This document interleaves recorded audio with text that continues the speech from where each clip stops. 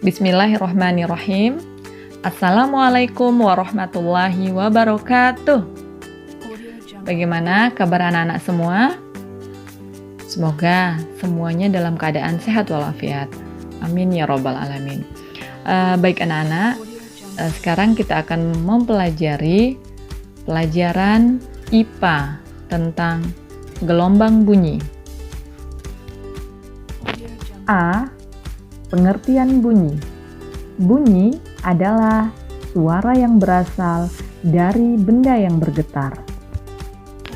B. Sumber-sumber bunyi. Benda-benda yang menghasilkan bunyi disebut sumber bunyi. Sekali lagi, benda-benda yang menghasilkan bunyi disebut sumber bunyi. Nah, untuk mengetahui contoh-contohnya,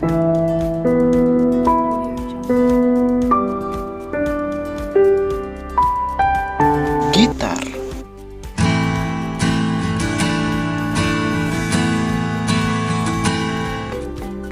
drum, gamelan,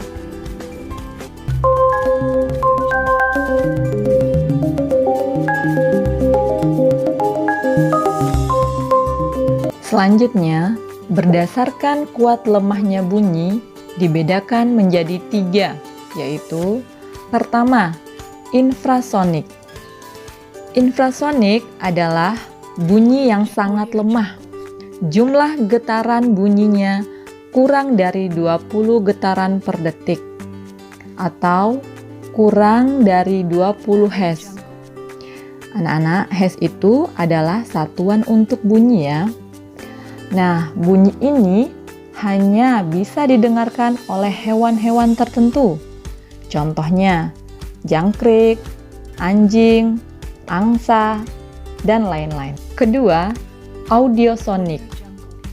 Audiosonik adalah jenis bunyi yang dapat kita dengar,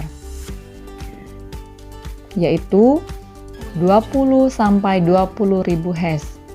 Contohnya seperti suara-suara, suara radio, suara televisi, dan lain-lain.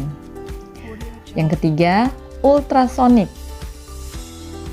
Ultrasonik adalah bunyi yang sangat kuat, yaitu lebih dari 20.000 Hz. Ini juga ada hewan-hewan yang tertentu yang bisa mendengar bunyi ini, anak-anak sekalian. Contohnya pada hewan kelelawar, lumba-lumba, dan lain-lain. C. Sifat-sifat bunyi. 1. Bunyi memerlukan media dalam perambatan.